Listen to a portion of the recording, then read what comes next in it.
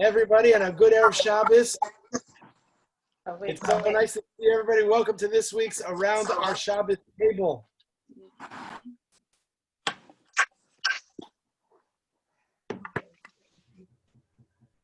Welcome to this week's edition of Around Our Shabbos Table. So nice to see everybody.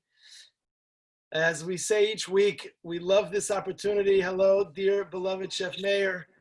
As we see each, so very good to see you. As we see each other each week, we remind ourselves just how much we miss each other. It's so wonderful to have this portal, to have this virtual opportunity to be together.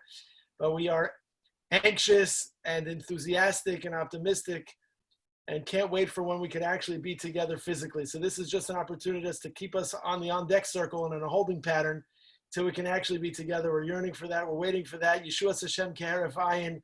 A good Erev Shabbos to one and to all. We look forward to when we can be together. Let me start first and foremost thanking tonight our sponsors, our very generous sponsors, Jerry and Riva Barbalat, sponsoring tonight's Around Our Shabbos Table in commemoration of the 45th yahrzeit of Jerry's beloved grandmother, Esther Tanzer Barbalat, Esther Rachel Bas Tzvi Mordechai. So her neshama should have an aliyah, and no question that she is shepping nachas from you and from your whole family. And we should only gather together with community and achdus and togetherness for many years in good health to come. So thank you so much for your generous sponsorship. So good to see everybody. I turn over tonight's program to our leader, to the one who is their hostess with the mostess. And while it does certainly not replace the delicious delectables, the delicious food, but the conversation, the cheer, the camaraderie, and the closeness. So, Ma'ash Chayil. Jen, take it away. Hi, everybody. So nice to see everybody. Are you on Zoom? Like they could see you? No, I'm changing it. Welcome to our Shabbos table. So tonight, I want to start with a story.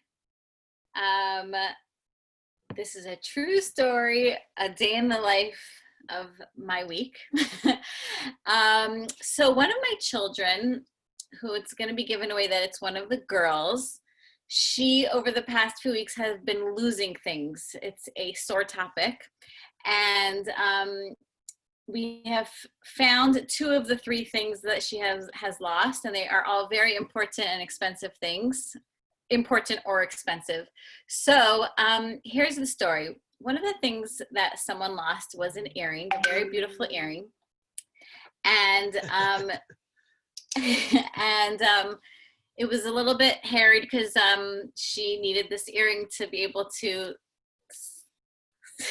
start school the next day. So we were searching the house for this earring and we could not find it for days.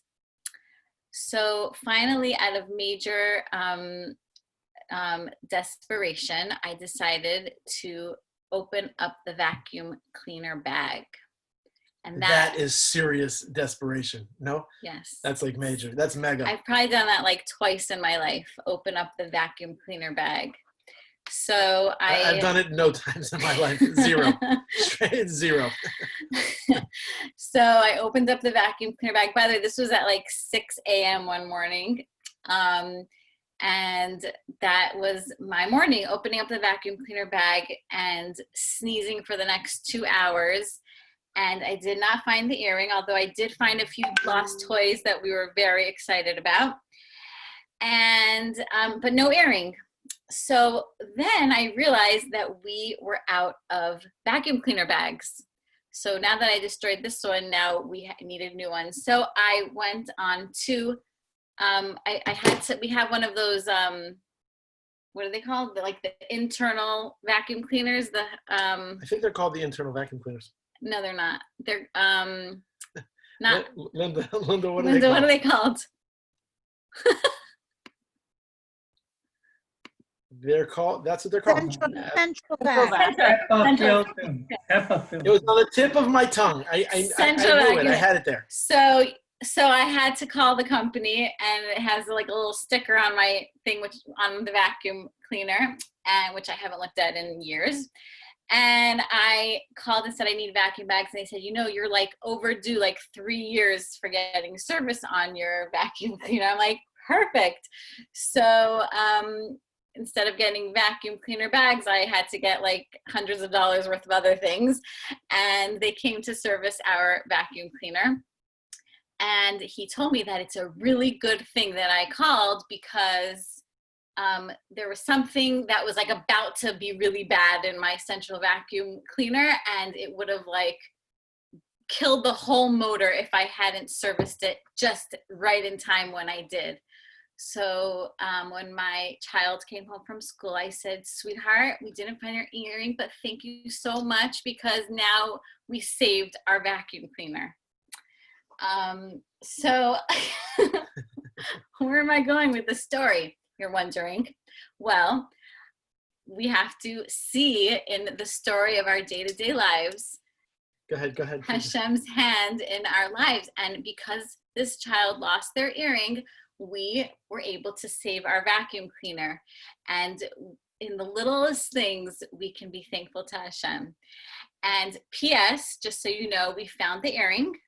Like a few hours later, it was just under her bed, which I checked 20,000 times, but it was there somehow. Thank God. So we found her earring and we saved our vacuum cleaner, and Hashem is so good. That's the bottom line. Now, what is the purpose of telling these types of stories? There's a purpose. There's a purpose. So when we look at this week's Parsha and we see the famous mitzvah of the Jewish people, when they come to the lands of Israel, they have to bring the first fruits to the Beis HaMikdash. And what's so interesting is that they bring these first fruits, and there's like a process that they go through. They bring the first fruits, they have to express their gratitude to Hashem, and then they tell a story.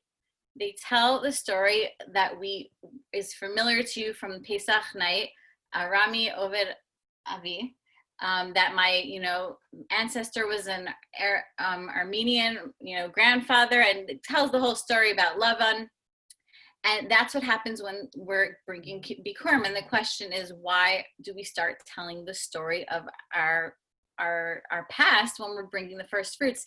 And really, it's the reason why we always tell stories and we always look back and try to see Hashem's hand in our everyday lives, because that is really the Jewish definition of the bond between the Jewish people and Hashem, is the story of the day-to-day seeing Hashem's hand in our lives. So isn't that beautiful? Wow, thank you so much for tuning in, everybody. This is just great. There's not much more to say after that. Yeah.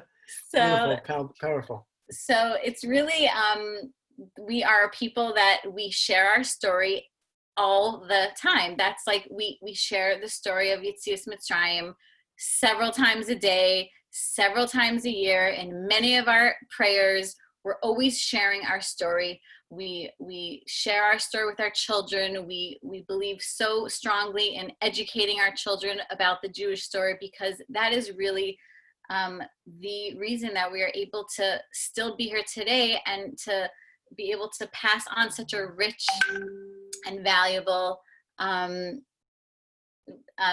lineage that we have. So I just wanted to start this conversation with everybody about how stories are so vital to who we are, and how the story of the world and what's going on today is going to impact the future of what's happening, what's going to happen in the future.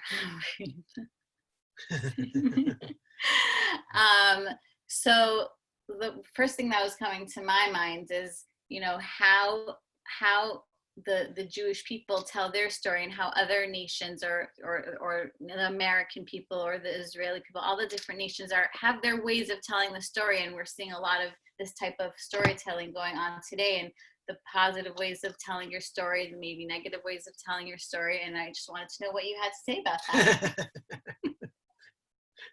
Thought you'd never ask. So I think it's an incredibly important topic. I think it's an important idea. So I'm actually reminded of the famous quip of Rabbi Beryl Wine. Everybody here knows who the famous Rabbi Beryl Wine was a fabulous and erudite leader, manhig, Rebbe, Rosh Hashiva, Amar de Asra, who's in Eretz Yisrael. So he writes in one of his books, he was in a situation where he was in an Israeli taxi cab, and he happened to have noticed the taxi driver that, he was having a conversation about the rear view mirror. And the taxi driver, whenever you get into either a barber's chair or you get into a taxi, so they tell you all the life mysteries and all the secrets, anything you need to know, you can find out from the barber, from the taxi driver. And basically the conversation that was ensuing was, why it's unnecessary for you to have a rear view mirror. You have to look forward. You have to be positive thinking and forward thinking.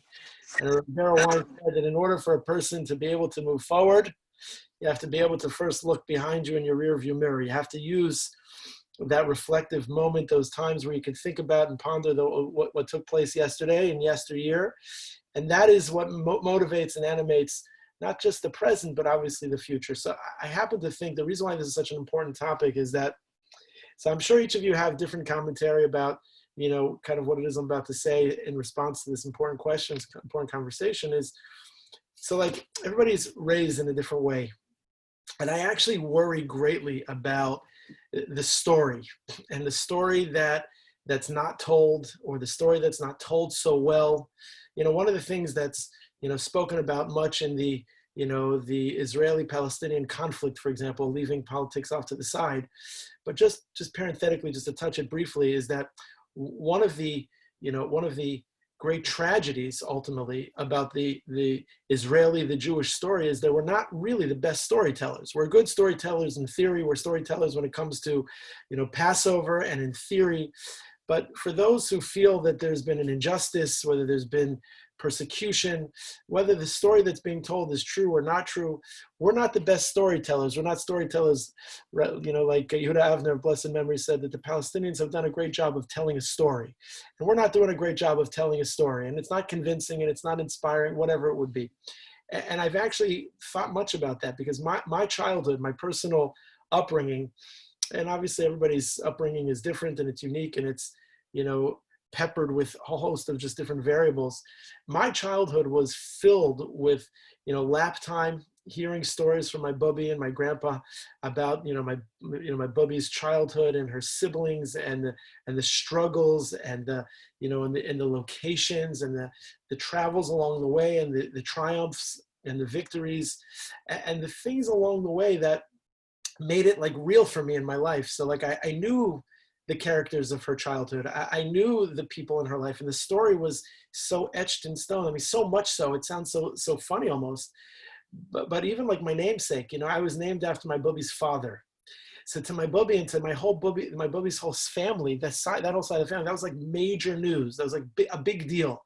And it was not just a big deal that I was named after my bubby's father, but it was a big deal that I should know who my bubby's father was. And literally as a child, like I could tell you right now, chapter and verse, so much about their life, the turn of the century, the early 1900s. I mean, literally like with all the gory details that come along with hearing and knowing everything. And that was a very peaceful and a very joyous and a very happy part of my childhood.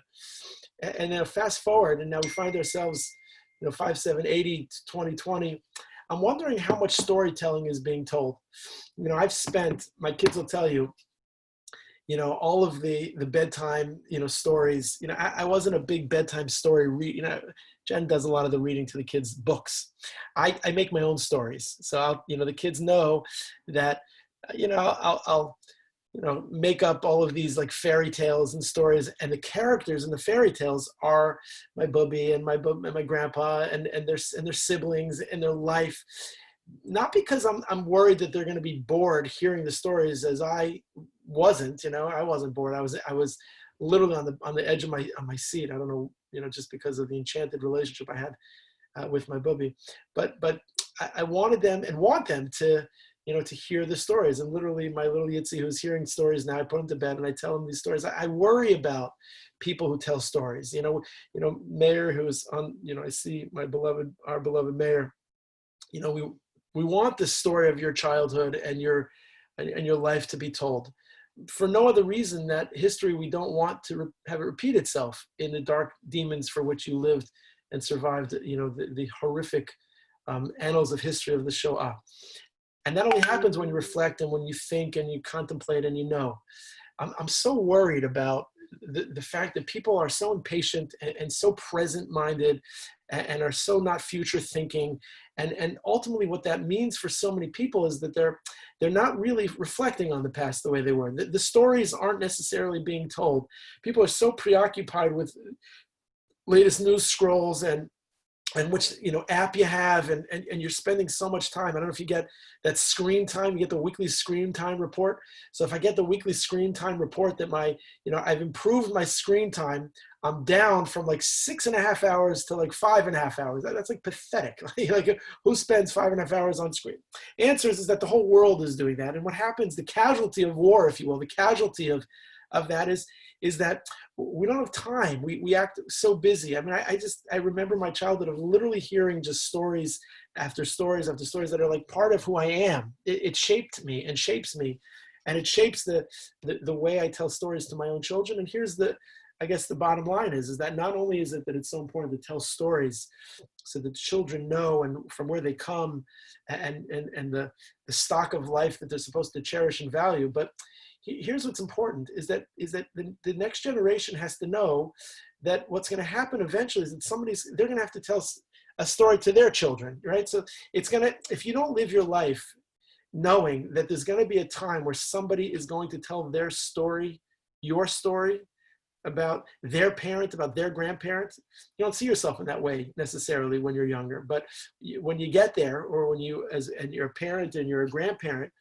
what is it that your children and your grandchildren are going to say about you? How are you living your life? And so you want a story to be told, not just as a kumbaya, nice way to like pass the time till you get to the brisket Pesach night, and it's 12 o'clock and nobody can even barely wait another second. The answer is that it's a rich part of our tradition. It's a rich part of who we are, and it defines who we are.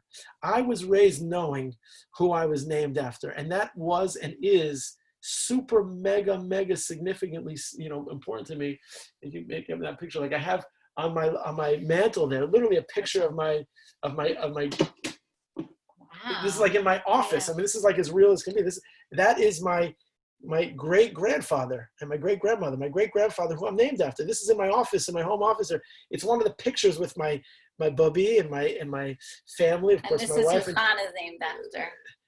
Yeah. So what I felt was important for all of my children is that they should know who they're named after, and they should know what type of person they were, what kind of sacrifices they made, what kind of obstacles they faced, what kind of challenges they were able to overcome. And that builds a person that teaches not only just a story that is of antiquity and unnecessary and unrelatable. It's not just to know that, here kids, there's something that was called a rotary phone, or here kids, there's something that's called Kodak film. And the kids are like, oh, mommy, daddy, you guys are like from the Stone Age. What are you talking about? It's an iPhone 27. Answers is that it shapes who they are, who you are, and it shapes the course of history. Because when you live with a sense of purpose, I feel, myself, a responsibility to carry the name of my great-grandfather the way that my bubby wanted me to. I feel a responsibility to tell Mayor Rappaport's story. I feel a responsibility. I have a real achrayus that I feel that as a practicing Jew, that Mayor Rappaport's story is a story that not only that we all know, but that we all know well, so that we can make sure that the atrocities and the hatred and the racism and the bigotry and the anti-Semitism that is prevalent and pervasive is something that can come to a screeching halt. That's what I think is so significant, so important. Yes, dear Linda. You have to unmute yourself. Funny you should do this. Today I spoke with Jay Fallick, Irving's son. Wow. And we were talking about how he was saying, I know you always sat in my father's spill zone. And he said, and how we spoke about, and how Jay said that if we didn't have these stories, who would know who his father was? It's true. And we spoke all about that this afternoon. Isn't that? So funny. Wow. It's so true. Amazing. The Gemara Masechet Sukkah says, B'shvili nivra ha'olam, which means, for me was the entire world created. Every person has a universe. Every person has a world. I mean, I can look out here in this, on this kaleidoscope of the gathering of of us all here that are the 14 of us that are gathered here tonight, and the others who are going to listen to this broadcast, listen, we all have a story. We have all that brought us to each other. We have all that brought us to this community, brought us to the family members and to the extended families, to our vocations, to our emotional connections and religious observances, and otherwise. There's a story, and that universe is a universe that is literally bishvili nivra ha'olam. For me, was the entire world, the entire universe created. And that's not small at all. And what that means then is that Irving's memory lives on. And there's nothing more that anybody wants. You can correct me if I'm wrong, but I believe that there's nothing more that anybody wants than the knowledge that their memory is going to live on. Or that somebody remembers you. That's right. Somebody's going to remember you not once a year on a yard site, minimally, at best. What people want in their lifetime. How about when you change every diaper? Yeah. Irving used to bring me diapers when Shia was born, right? And it was such a nice gift. Like, he was born and he brought me like a box of hundreds of diapers. And then as I was running out, another box of diapers was delivered. And then for the next 3 years, he brought me diapers. I didn't buy one diaper for Shia and then for Yitzi. And I think of him in the day-to-day, you know? When I think about that, I wonder, how many errands are we on? And how many things do we do? And how many opportunities do we have to do for other people, thinking that it's out of my way, maybe it's a little bit of a cost, maybe it's a bit of an inconvenience, but the indelible relationship with an activity and the longevity or the eternity for which a person is remembered because of it, right? I mean, the stories of each of my children who they're named after has attached to it a story that is so significant. I mean, my Nechama Golda, she's named after an Ilma Golda, her great grandmother, and the story of sacrifice and train cars to be able to go, to be sure to it that food was given to her husband with much travel and much sacrifice and much what we say Mesiras Nefesh. And I want to translate that Mesiras Nefesh into her life and for her, because she has to live with that. And that's true of how we remember Irving, the eternity of how a person desires to be remembered. All relegated to how you live on earth and how you spend your time and what do you do each and every day, and that's how you'll be remembered. But here's my question: what if you feel like your story is not being told? And I think so. We see what's going on in the world right now, that there's all the rioting going on, and they feel like their story is not being told. They feel like they're not being heard. And obviously rioting is not the right way, but they feel like that's what's going to get everybody's attention, and it is. So how do we tell our story in a positive way and make sure that it's heard? That's good. Right. So here's the bottom line.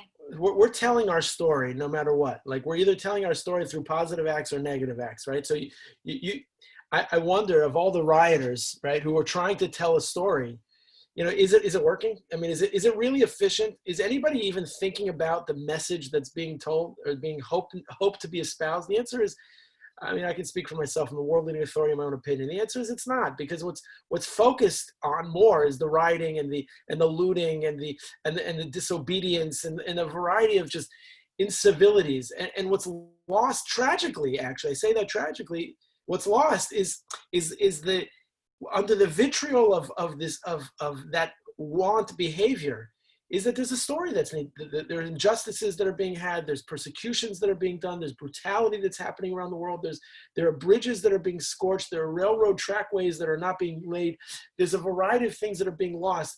We have an obligation not only to tell a story, but to tell it in an eloquently fashion so that it's compelling. How do you tell a story that's compelling? You're a public speaker, or you're speaking to your children, or you want to communicate anything to somebody. How do you do it in a way that's compelling? So, sure, I could take this glass and throw it on the floor and smash it and get everybody's attention. That's one possibility. Or I can figure out through actions and kindness and deeds for which there's positivity and there's goodness. I'll tell you, this week was a historic week, right? The UAE signing its treaty, its relations with the state of Israel, what an incredible time. What an unbelievable set of historical land, major milestones that we're watching, that we're seeing, that we're experiencing. And now who knows what's going to be, but I want to tell you one optic that I thought was like really impactful. So it was impactful because it was posted on a number of sites by one of the negotiators.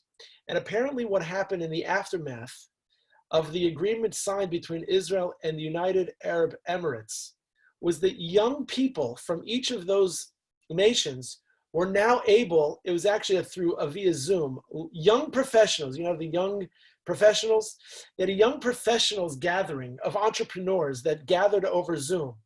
It was the first time they were ever able to talk to each other. And you can Google it if you want me to send it to you after this broadcast, I'm happy to do so. And you have a conversation with them, like, I want to get to know you. I want to get to understand your culture, your religion, your faith. There is so much positivity in that conversation. There were bridges that were being built. There were handshakes proverbially and virtually being had. There was like the breakdown of all of the roadblocks that stood in the path of the resistance. And what's amazing is that there's a youthfulness, there's a young person that wants to bridge a gap. There's a peaceful, hopeful promise. It doesn't have to be with violence and terrorism. It doesn't have to be with anything other. Yeah, that's right. Normalizing relations. Thank you, Matthew.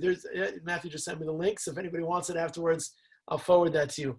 The entrepreneurial reestablishment of it's just actually breathtaking. You see innovative Israelis talking with innovative Emiratis. You're talking about them coming together in a sense of hopefulness and a sense of peace and harmony. Like, who knows what's going to be long term? But I think the idea of being able to tell your story, you can always tell your story in two ways. You can tell it as the villain. You can tell it as the victim. You can tell it as the person who is the promoter of peace, or the person who is the person who shares it in a sense of positivity. And,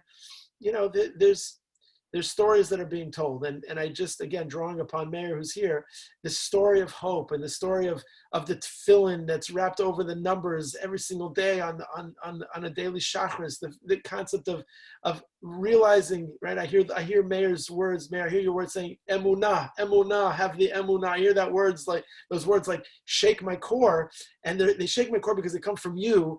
And they're for me, it's like learning an emunah sefer. It's learning a sefer of faith, because you can learn it in a book, and that's phenomenal, and that's a Masorah, and we learn Torah that way. And then you learn Torah from people. And I learn about emunah from a Buchenwald survivor who I love like my own family. So, but I think what's important what's the takeaway from that, from Meir and from the Irving part of it, is not to focus on the victimhood of it, which we see in some cultures that they focus on the victimhood, but the fact that, the way that Meir lives his life today, in such a positive way, in such a Kiddush Hashem, in a way that is just the day-to-day things that make him a special person, that make us all. I think that's exactly it, that the way to tell your story is just to be a good person and to live every day with meaning and with kindness, and to make that Kiddush Hashem, focusing positive on how we can make the world a better place by just, the little things in life, by putting on tefillin, and by coming to shul, and by learning Torah, and by connecting, and by, making that Kiddush Hashem. I think that's the best way to tell the story. Right. It's certainly far more productive, but it's easier said than done. Obviously, it's more productive to do that, but it's not easy day in and day out to find that productivity, to find that, there's often impasse, and there's challenges, and there's struggles in doing that, and I guess that's the task of life, to live with that emunah, to live with that faith, to tell that story. We have to be better storytellers, not just in the national narrative of who we are, but we have to be better storytellers to our children. We have to be better storytellers. I mean, we all have family members. You ever have a family member that has a very impactful story, and they just, for whatever reason, they just didn't feel comfortable to tell that story? I mean, there are lots of people like that. They just, for a long time, there's some people that are very open about their stories, and there are other people that are less so. And being open with the story, I mean, obviously it has to be appropriate, it has to be comfortable for all sides, but when you tell that story, the story remains alive. The story, it survives. The story survives when you tell that story. And here, look, generations later, my great-grandfather lives not only in me and, and then passed on with the stories I tell to my children. And it's going to be for Dore Doros. And how fortunate are we to be able to tell those stories? And if we haven't told those stories, we got to tell those stories. Our children are thirsty for those stories. Our grandchildren want to know those stories.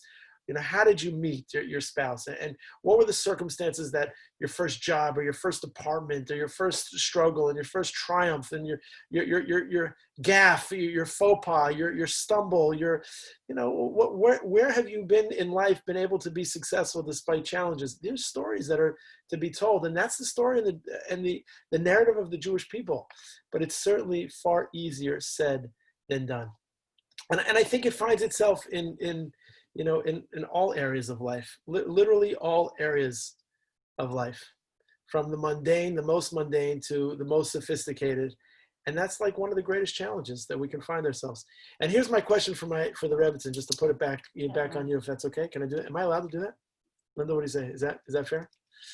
Okay, so let's open it up to our guests. Like I said, I'm going to hold that question until we open it to our guests. Let's know who's in charge here. No, you can start. No. That will not happen. Let's open it up to the guests. Anybody have any questions, comments, concerns, ideas? What do you think about that? Yeah. Oh, dear Mayor, let's hear. You have to unmute yourself. Yes. I want to ask the question, is the spoken truth of the story, and is that the hidden story? But not every person can express himself and say the story, what really he wants to say, what he has to say, because in the circumstances is there, but people don't want even to listen to the story. I worry about that because people are so impatient. And that's what I want to compare now with this, what you said, that the United Arab Emirates want to know the stories of our story, the Jewish behavior, the Jewish history, the Jewish everything. How come that we can relate and tell stories to foreigners, what we just now starting off a relation, to have a relation with them, just we cannot tell the stories to our own people. People. It's a good question. To make peace among ourselves. I go outside, teach somebody else if I cannot make peace in myself. Yeah, it's an important question, and the question is a little stronger than the answer I could offer. But there's two things that come to mind. The first is that people have a very great difficulty now listening. There was research that I came across not too long ago that the average amount of time that a person in a classroom, again, no one's even in a classroom the same way they were, and even if they are, there are a whole host of circumstances that are compromised, that the average amount of time in a 45-minute college-level lecture that someone will be able to grasp information is under 7 minutes. That means the aggregate of how much time a person is going to learn, the attention deficit and the attention span disorder that is a pandemic, actually.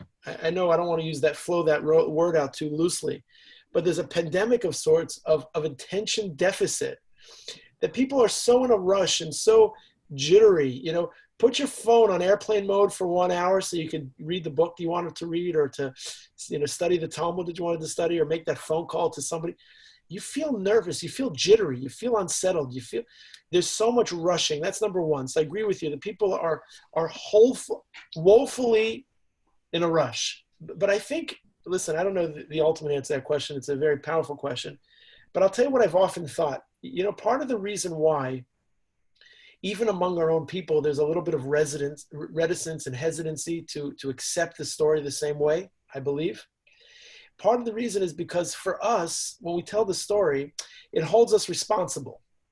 We have to be the heirs to that story. We have to own that story, And when you hear that story, and you have to be responsible for the story. So people don't like that word of being responsible or obligations. There are things that I have to do. People don't, I'm not saying that this is to minimize the peace agreement, the Arab Emirates.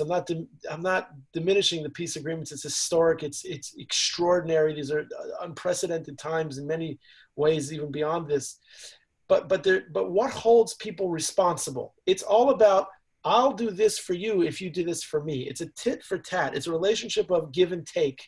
That has positivity to it, but it's not necessarily always positive. It's what we call in the Mishnah Perkei Avos, Ava Shetluya B'davar. If I love you and you love me dependent on something, the second that something vanishes, so then our love vanishes, right? But all the while that there's love between us, that there's nothing, it's completely unadulterated. That means in the absence of anything, it doesn't matter. My love for you, my love for my spouse, your love for your children, it's unconditional, right? So as long as it's not tied to anything, as quickly as there is peace, is as quickly as it can be unfolded. As quickly as there's war, is as quickly as there can be peace, because there's sides that negotiate.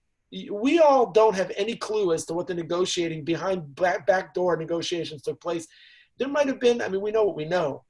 The bombers, etc., all the military strategy, intelligence, none of that. We all know what we were given information, but there's all the back stuff. But here's the story. When you tell the story to among our own people, you know what has to happen? If you have a Holocaust survivor who tells a story to an unaffiliated Jew, what that means is they have to now understand the responsibility of what it means to be a Jew, because you have to now tell that story. And in order to tell that story, you have to live your life a little bit differently. And nobody wants to be told how to live their lives differently. There's a sense of hesitancy. I don't want to take that responsibility. And one of the most important words in the month of Elul, in the month of Tishrei, is taking achrayus. Achrayus is taking responsibility. No more can I cast away, the responsibilities that I know I'm supposed to have, that I push off to the back burner, to the top shelf, to the dusty corner. I have an obligation, the achrayus, to take responsibility for myself. And if I'm not going to take responsibility for myself, who is going to take responsibility? If not now, then when? If not me, then who? It's the obligation that we all have to take responsibility, take achrayus for ourselves now. So what does that look like for us today? What does it mean to take responsibility? How do we do that? That's a loaded and a necessary definition. Of course, we have to know. What does it mean to take achrayus? The first thing is to have a goal, to have a passion, to have something that you're connected and committed to. And you have to make a plan. You have to have a roadmap. You have to have, a discipline. If a person doesn't live with a discipline to be able to make the things that are important in their lives important, so then you're just being blown around by the wind. How is it that a person you have a roadmap, you have a plan, you have to think about, what does it mean to take achrayus? You have to schedule your day. Like, what's important? If davening is important to you, so you have to schedule that in your day and everything around it. If learning Torah is important to you, which it is, you have to make it a priority. I know people, there's some very special fellow on this call here who started Daf Yomi not too long ago, inspired by somebody in our community, a Klal Yisrael person who was lost in the Boca Raton community all too soon, but because of his love for learning, inspired somebody here tonight to take on the Daf Yomi and to learn Shas and to learn Daf Yomi, and that made it carved out the time and took achrayus and took responsibility. You take responsibility for the Jewish people, that means you live your life a certain way. You take responsibility for doing chesed, so that there are people that just they do chesed, they take achrayus. You take a responsibility for the things you care about most. What are the things you care about? If you care about your family, you take achrayus for your family. You care about your social well-being, you take care of that. You care about your physical health, your spiritual health, the nourishment, etc. So you do that. You take care of it because you take achrayus, you take responsibility. And it's not easy. It's not easy. It's not an easy thing. Go ahead. We'd love to hear from you. Anyone have more? Yeah, I like, Rabbi, the way you connected yourself to your story through your name, which was the name of your grandfather and so on. There are a number of people in my generation that I grew up without grandparents. I didn't know who they were and so on. And I know particularly my parents would not talk about their early life to us when we were growing up as kids. And I think one of the reasons they decided to stay in the United States when they came here was because the memories of and experiences that they went through were horrifying. And perhaps, the first generation of children of Holocaust survivors and so on did not learn that much from their parents about those experiences. It's only much later in life when my mother, my father, I guess felt comfortable enough to give us some of that history. And that was, I know, so important for me and for my siblings and so on. But it's a different narrative from what you and Rabbi Gibber I'm speaking about.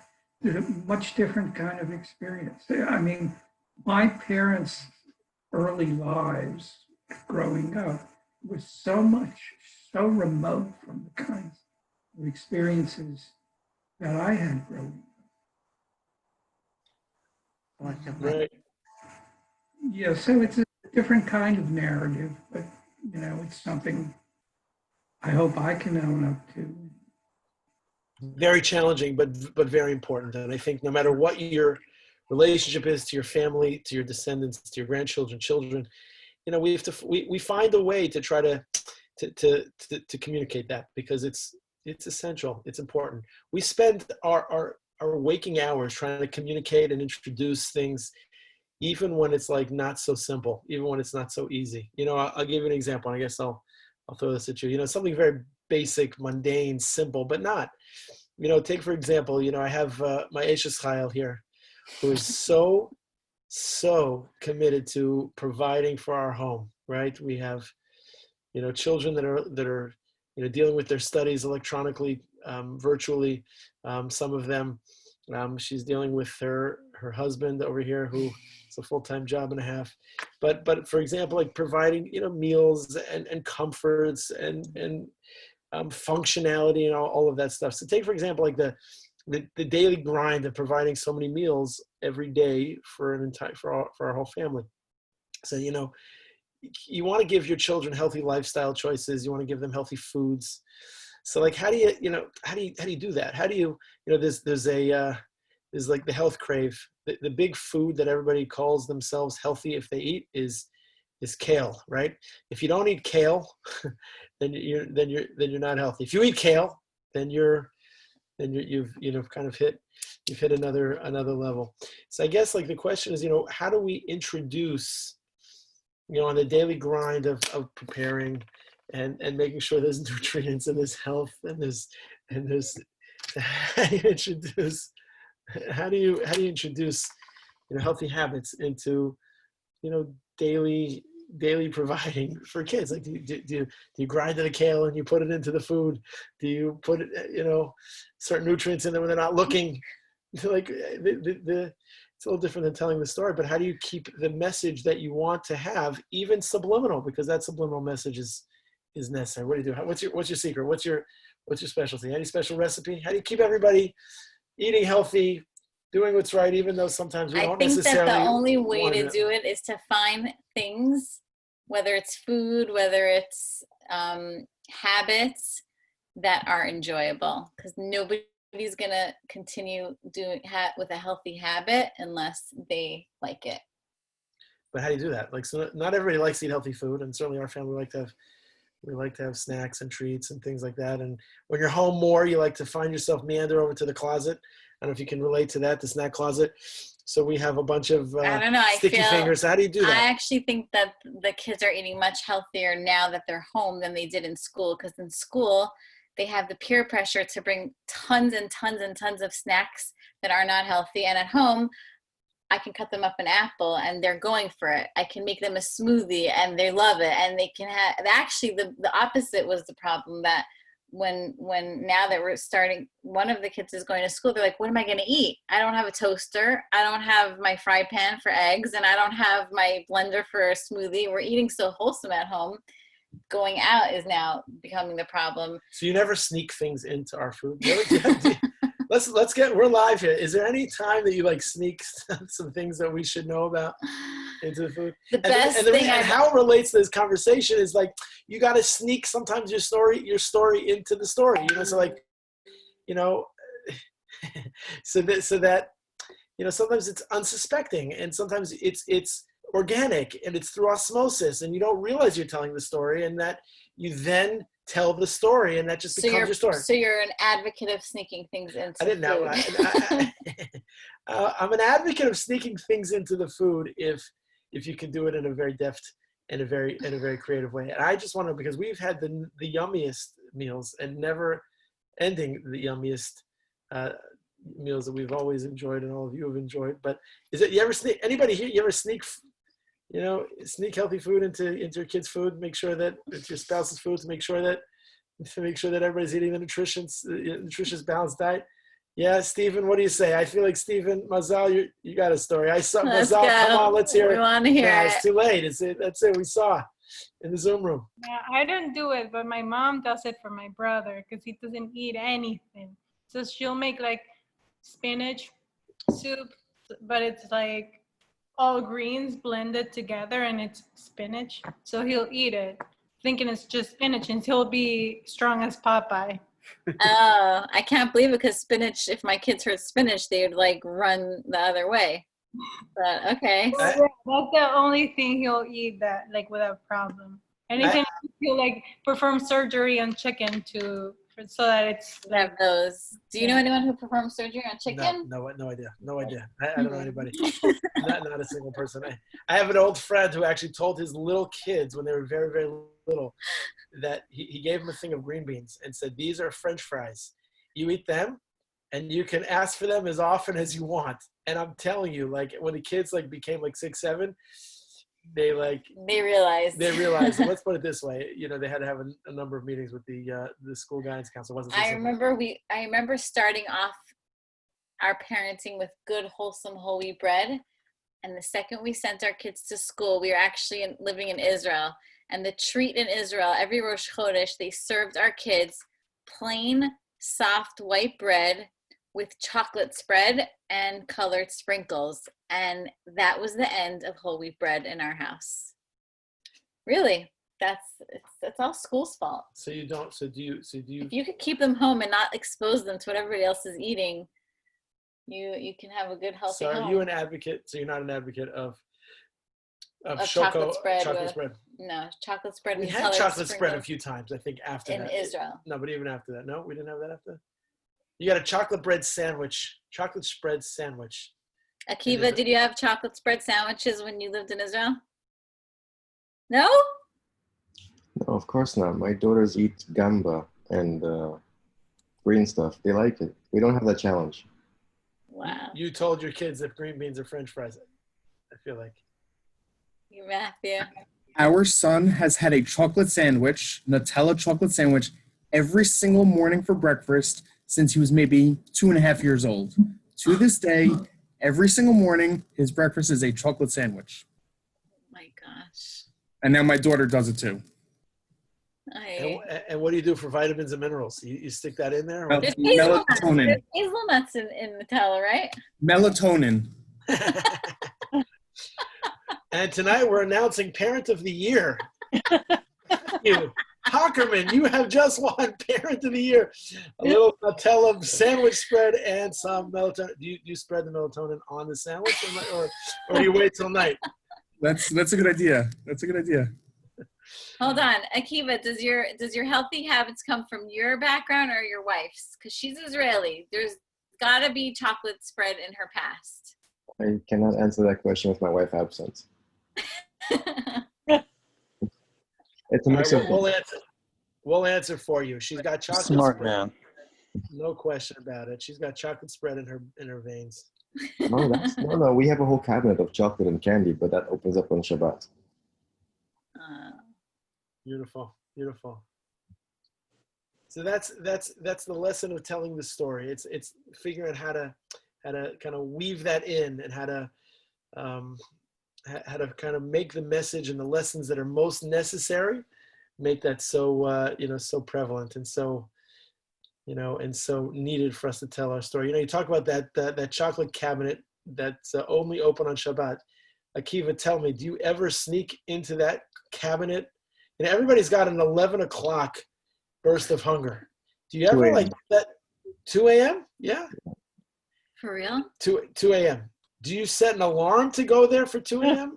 Oh, no, I have 2 alarms, Carmiel and Kohelet. You should count your blessings, my friend. Those are beautiful blessings. Those are beautiful alarms to have. So Rebbetzin, let me ask you, if you find yourself at 11 o'clock, like, what's your go-to treat? What's your go-to snack? Let's get to know the Rebbetzin a little bit. Like, if you're eating healthy all day, you're careful for us, 11 o'clock, you're feeling a little bit of hunger, you're excited for everyone's asleep, what's your go-to snack? I like chocolate wafers. Chocolate wafers. Chocolate wafers. That was last night's 11 o'clock snack. 11 o'clock. Matthew, you're going 11 o'clock. You find yourself at the welcome back to the bottom of the night. Besides melatonin candy drops, like what do you like? What's your 11 o'clock snack? I don't think I have one. Huh. I don't think I have one. I'm in bed. I'm not getting out of bed for a snack. So you're feeling hungry, but you're I don't get out of bed for it. Because you to learn a lot about a person about their 11 o'clock snack. Jack and Jill, Chassan and Kala, tell us what. First of all, Mazel Tov to the two of you. Mazel Tov, beautiful. Thank you. What's your 11 o'clock go-to vice? What do you got? Staying up later than I should. That's all. No snacks, no go-tos, no. 11 Not at 11. I have too many go-to snacks before 11. during the day. Mark? A bowl And of she's too cereal. good to me. She gives me too many good things to eat. A bowl of what? A bowl of cereal, breakfast cereal. That's a good Night. one. That's a good one. That's an 11 o'clock snack. Wow, see? Right. There's a lesson in everybody's snack. See, I think you're such a positive optimist that you're looking ready for the next day. You're ready to have breakfast that night. You're ready to jump on the next day. Stephen, what you got at 11? What do you got? Stephen, an 11 o'clock cupboard visit. What do you got? Where are you going with when that? Gail's sleeping. I'm way sleeping, but No, you're not going to tell Gail this. Gail's probably right there. my nighttime snack, What? probably some cherries. That's a For lie. Cherry, That's a lie. like cherries covered in what? because I'm so fat. Is that what? You're so sweet. That's You're why. right, exactly. Hey, it was COVID. All the weight was COVID. Covered. I said covered. No, I would get cherries, blueberries, cherries. Beautiful. Oh, I hear it now. Cookies and ice cream, There you go. Or a cookie. or a piece of a cookie. I have to come up with a new snack because the cherries are too expensive now. Right. Yeah. Hey, Gail. All right, good. Amazing. So fun to be with everybody. Thank you so much for the inspiration, the camaraderie, the conversation. It's so great to see you, and we yearn for seeing each other in person. We hope that, we can tell our story, and we could, whether it's overt or subliminal. So enjoy your 11 o'clock snack. Oh, let's see. What do you got there? We got some Winn-Dixie there? Winn-Dixie cookies. They're always good. That's a go-to. That's They're a winner. always good. That's a winner. So I knew it wasn't cherry. See, Gail has to come and give us the. I'll eat that. So you got to be careful. If you tell everybody your little 11 o'clock snack, you're going to get a care package from some special Vegas on this call. So I want to be very careful not to say, you can't say too much of what your special treats are because you're going to get them Correct. via Amazon. So be careful what you wish for. Anyway, wishing everybody a wonderful night. Thank you so much for tuning in. Great to be together. Great to see you all. So nice to see everybody. Stay Thank safe, stay healthy, stay healthy. Shabbat shalom. Shabbat shalom. Good Shabbos to one and to all. Have a beautiful night. Have a beautiful Shabbos. We'll Okay. see you next week. Same bad time, same channel. Lots of love. Bye-bye. Thank you.